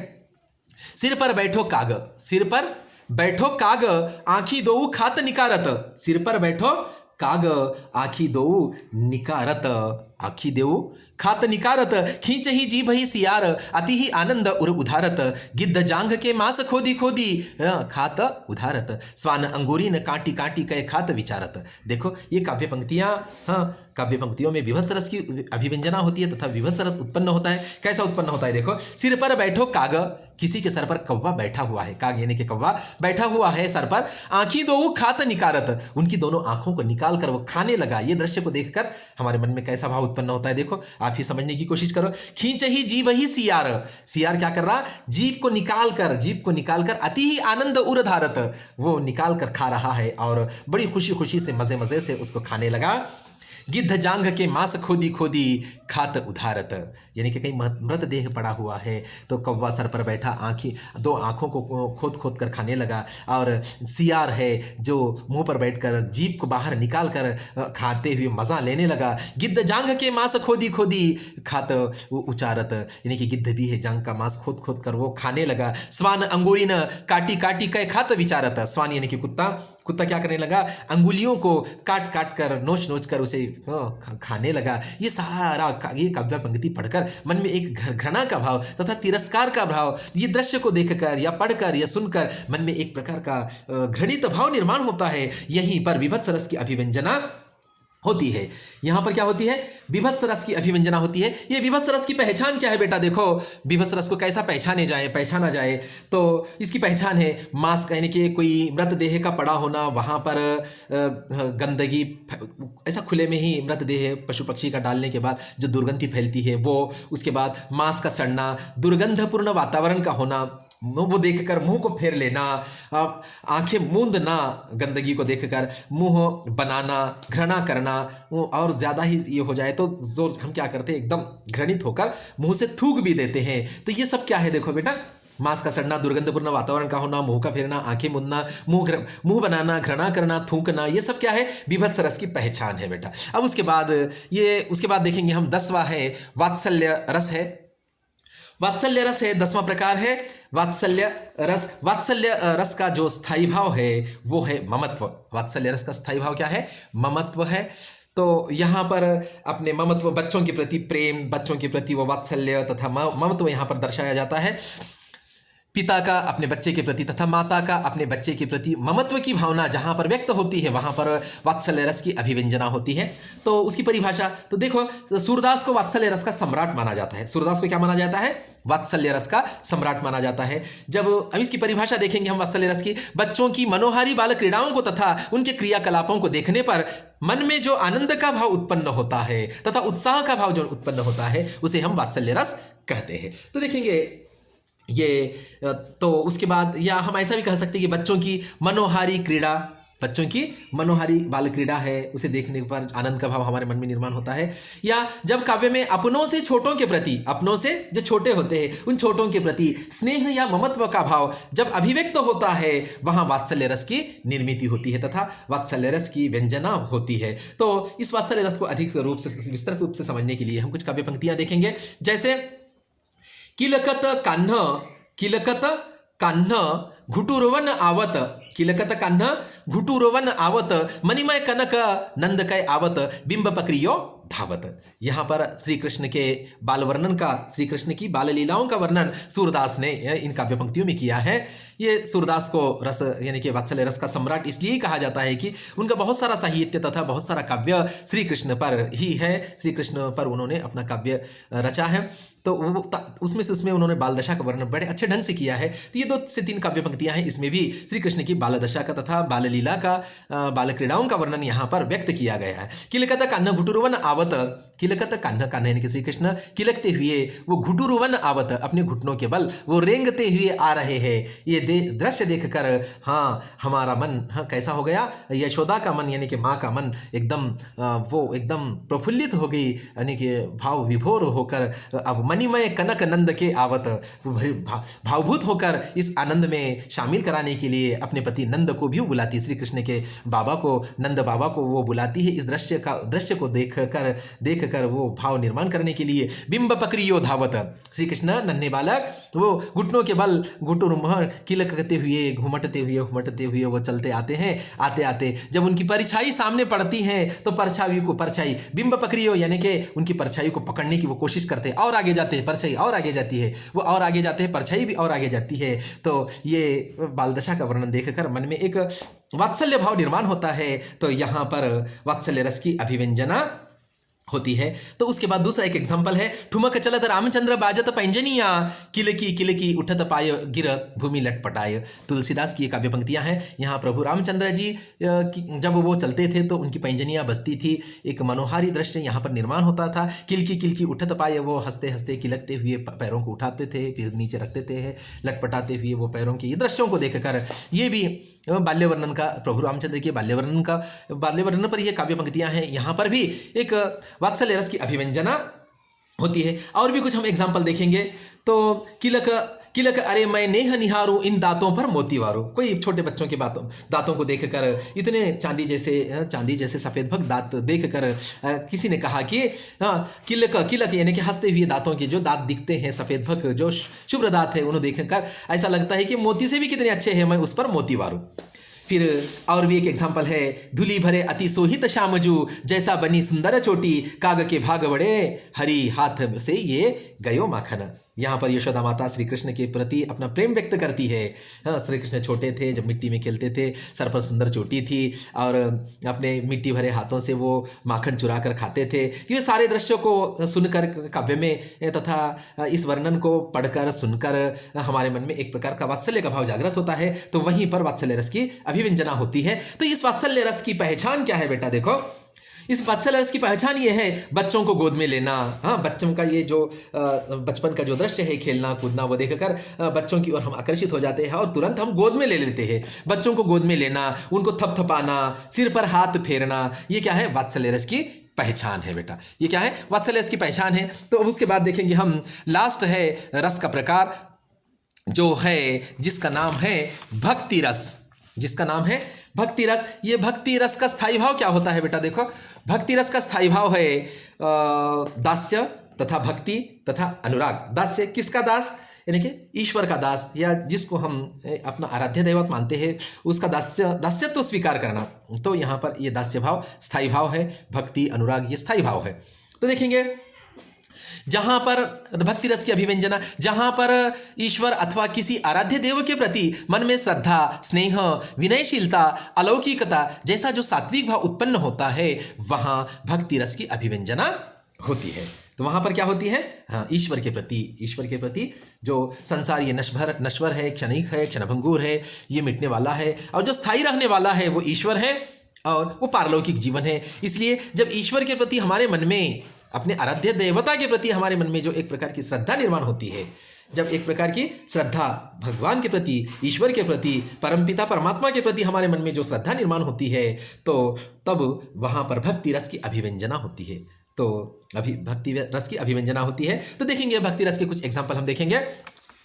तो मेरे गिरिधर गोपाल दूसरों न कोई, जाके सिर मोरो मुकुट मेरो पति सोई। साधु न संग बैठी बैठी लोक लाज खोई। अब तो बात फैल गई जानत सब कोई। आंसुओं न जल सिंची प्रेम बेली बोई। मीरा को लगन लगी होनी होई सो होई। मीरा को लगन लगी होनी सो होई सो होई। तो यहाँ पर मीराबाई श्री कृष्ण की परम भक्त है। अपने भगवान के प्रति उनकी जो भावना है, उनकी श्रद्धा है, इन काव्य पंक्तियों के माध्यम से व्यक्त होती है। भगवान की श्रद्धा यानी कि श्री कृष्ण भगवान की श्रद्धा अपने इन काव्य पंक्तियों के माध्यम से मीराबाई व्यक्त करती है। मेरे तो गिरधर गोपाल दूसरों न कोई, मेरे इस संसार में इस संसार का त्याग कर दिया है। मैं अब ईश्वर की आराधना में लग चुकी हूँ, क्योंकि ये संसार झूठ है, नश्वर है। तो इसलिए अब मैं इस संसार का त्याग करके अब बस भगवान की भक्ति में लग चुकी है, भगवान को प्रसन्न करने के लिए और परमपिता परमात्मा का दर्शन कराने के लिए, परमपिता परमात्मा की प्राप्ति तथा वो अनश्वर जीवन की प्राप्ति के लिए मेरा मन उधर मोहित हो चुका है। अब मुझे ये संसार से कोई लेना देना नहीं है। संसार से विरक्ति का भाव उसके मन में, मीराबाई के मन में तथा उदास भाव मीराबाई के मन में उत्पन्न होता है। इसलिए वो अब उसके आराध्य दैवत तथा उसके आराध्य देवत गिरधर गोपाल यानी कि श्री कृष्ण भगवान ही है, मेरे उनके सिवा दूसरा कोई नहीं है। जाके सरी मोर मुकुट मेरो पति सोई, जिसके सर पर मोर का मुकुट विराजमान है वो मेरे कौन है? मेरे पति है, यानी कि मेरे सर्वे सर्वा है, वही मेरे सब कुछ है। साधु न संग बैठी बैठी लोक लाज खोई। अब वो जहाँ पर श्री कृष्ण भगवान की भक्ति भजन कीर्तन होता है, जहाँ पे नामस्मरण होता है, वहीं उन भक्त मंडलियों में जाकर कीर्तनकारों की मंडलियों में जाकर वो बैठने लगी। भले ही वो स्त्रियों की मंडली हो या पुरुषों की मंडली हो, तो लोग पुरुषों की मंडली में जो स्त्रियां जाकर बैठेंगी, महिलाएं जाकर बैठेंगी, तो लोग ताने बाने सुनाते हैं, उन्हें बहुत कुछ भरा भुरा कहते हैं, फिर भी वो लोकलाज की परवाह नहीं करती है। अब तो बात फैल गई, जाना तो सब कोई। अब इतनी बात फैल गई है कि वो बस अपना घर संसार का त्याग करके भगवान की भक्ति में लग गई, वो लीन हो गई, वो दीवानी हो गई, पागल हो गई। असवन जल सिंची सिंची प्रेम बेली हुई, मीरा को लगन लगी होनी सो होई। जैसे कि अब वो इतनी दीवानी हो गई कि असवन जल सिंची सिंची, एक दिन फिर श्री कृष्ण के बिछड़ने पर वो बस उसके मन में विरह की भावना निर्माण हुई, बस वो रोने लगी। रोते रोते रोते प्रेम बेली, वो प्रेम की बेल बो गई, मीरा को लगने लगी होनी हुई सोही। अब जो भी हो गया हो चुका, मैं बस अब श्री कृष्ण भगवान को छोड़ नहीं सकती, बस उन्हीं की भक्ति में लगी रहती हूँ, वही मेरे सर्वे सर्वा है, संसार में मेरा उनके सिवा दूसरा कोई नहीं है। श्री मीराबाई की एक गीत भी है, देखो, पग घुंघरू बांध मीरा नाची रे, मीरा नाची रे, मीरा हो गई बावरी रे। किसकी बावरी हो गई? वो गिरधर गोपाल की, श्री कृष्ण भगवान की वो बावरी होकर पैरों में घुंघरू बांधकर वो नाचने लगी। लोकलाज की परवाह न कर वो घुंघरू बांधकर प्रेम में दीवानी होकर, यानी कि भगवान के प्रेम में दीवानी होकर वो नाचने लगती है, अपनी सूध बूध खो देती है। तो यहाँ पर भगवान श्री कृष्ण के प्रति जो श्रद्धा तथा स्नेह, उनके प्रति जो अलौकिकता का भाव मीराबाई के मन में उत्पन्न होता है, वहीं पर भक्ति रस की अभिव्यंजना होती है। तो दूसरा एक एग्जाम्पल हम देखेंगे, तू दयालु दीन, हाँ तू दयालु दीन, हाँ तू दानी हो भिखारी, है प्रसिद्ध पात की तू पाप पुंजहारी। यहाँ पर ईश्वर को कहा गया है, विधाता को कहा गया है, तू दयालु दीन, हाँ तू दयालु है, सब पे दया करने वाला, हाँ तू रहम करने वाला, दया करने वाला, दयालु है। हम तू दानी है, और हम कौन है? तू दानी है, देने वाला है। हाँ तू सृष्टि का निर्माता है, हाँ सूरज को निर्माण करने वाला, चांद को निर्माण करने वाला, ये धरती और आसमान को निर्माण करने वाला, और उसी को फिर एक दिन नष्ट भ्रष्ट करने वाला, यानी हमको ये जीवन देने वाला और जीवन को खींचने वाला, मृत्यु देने वाला, और ये सारे संसार का, जीवन रूपी संसार का हिसाब लेने वाला तू ही है।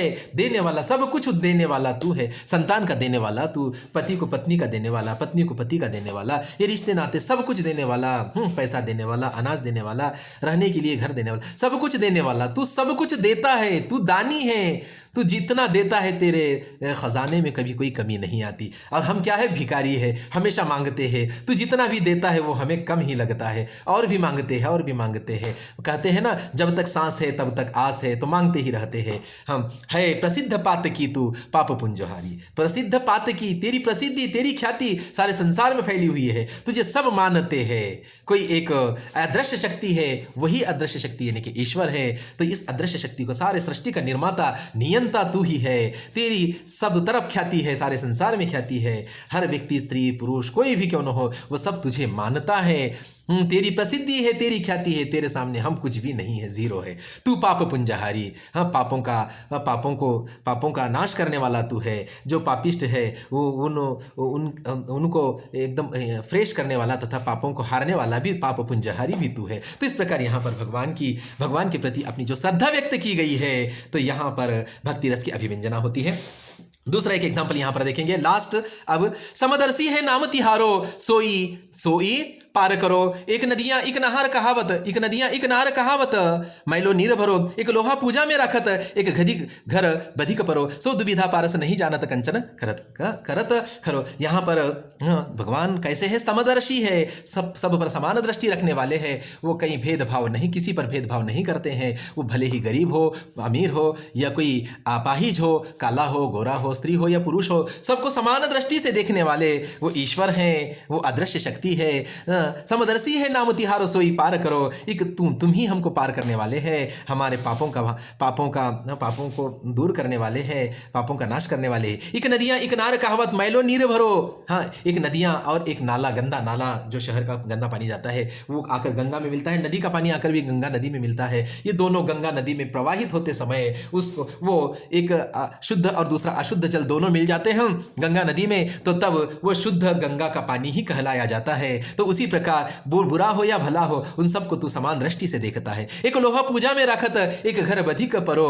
एक लोहा पूजा घर में रहता है, काम में आता है, और दूसरा कसाई के घर में काम में आने वाला है। सो दुविधा पारस नहीं जानत कंचन करत खरो। ये पारस मणि के स्पर्श से पूजा में रहने वाला वो लोहा और कसाई के घर में रहने वाला को लोहा, इन दोनों को भी वो पारसमणि का स्पर्श होने से वो दोनों भी स्वर्ण में परिवर्तित हो जाते हैं। उसी प्रकार तू भी समदर्शी है, तेरा जिसे स्पर्श हो जाए, तो तेरी जिस पर दृष्टि हो जाए, तो वो उसका बेड़ा पार हो जाता है। तो इस प्रकार ईश्वर के प्रति, भगवान के प्रति तथा आराध्य दैवत के प्रति अपने जो भक्ति भाव तथा श्रद्धा भाव व्यक्त किए हैं, यहाँ पर भक्ति रस की अभिव्यंजना होती है। तो ये भक्ति रस की पहचान क्या है?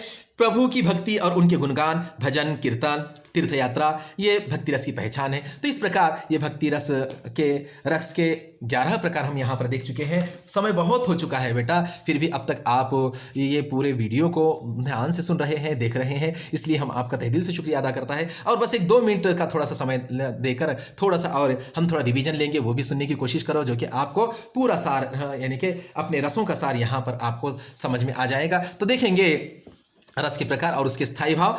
तो हम शॉर्ट में आपको इस रिवीजन करके बताएंगे रस के प्रकार और उसके स्थायी भाव। रस, श्रृंगार रस का स्थायी भाव है प्रेम और रति, जहाँ पर युवक और युवती के श्रृंगारपूर्वक वर्णन होता है, वहाँ पर श्रृंगार रस की उत्पत्ति होती है। शांत रस है, उसका शांत रस का स्थायी भाव शांति और निर्वेद है, जहाँ पर संसार के प्रति उदासीनता आती है, तो वहाँ पर शांत रस की अभिव्यंजना होती है।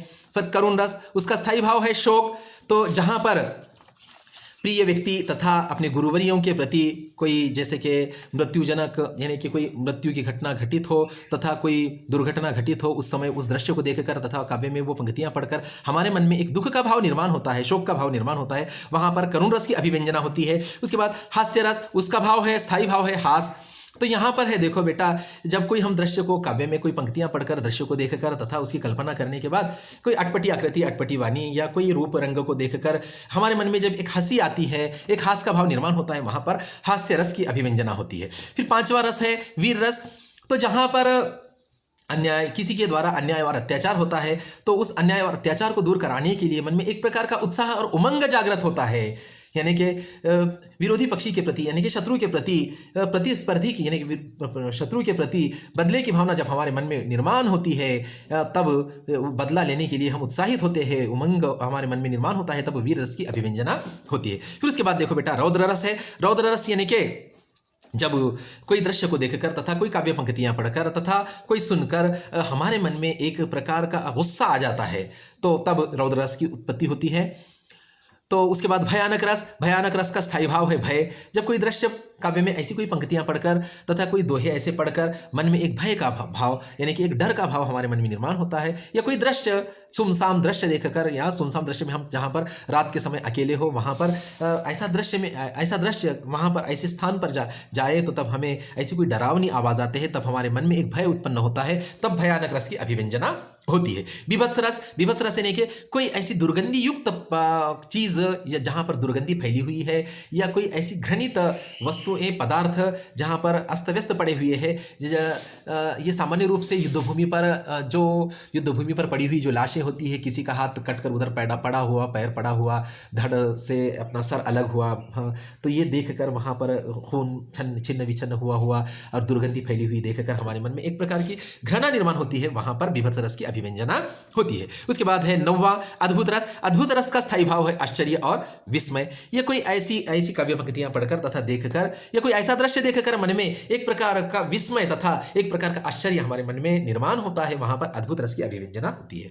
अब वात्सल्य रस, बच्चों की मनोहारी तथा बाल क्रीड़ा को देखकर, हाँ, उनके घुटुर घुटुर चलना, उनके खिलखिलाकर हंसना, उनके पैंजन की आवाज़, हाँ, उनका वो बच्चों के वो बाल क्रीड़ाओं को देखकर मन में जो ममत्व की भावना तथा स्नेह हमारे मन में उत्पन्न होता है, तो वात्सल्य रस की अभिव्यंजना होती है। उसके बाद है भक्ति रस। बेटा भक्ति रस है तो जब ईश्वर के प्रति हमारे मन में जो भक्ति भाव निर्माण होता है, तो तब भक्ति का जो भाव निर्माण होता है उस समय भक्ति रस की अभिव्यंजना होती है। इस प्रकार हम रस और रस के प्रकार, उसके और स्थायी भाव भी हम इस तरह से देख चुके हैं। हमारा वीडियो आपने अंत तक सुना, देखा, इसलिए हम सभी स्टूडेंट का तहे दिल से शुक्रिया अदा करते हैं। धन्यवाद। जय हिंद,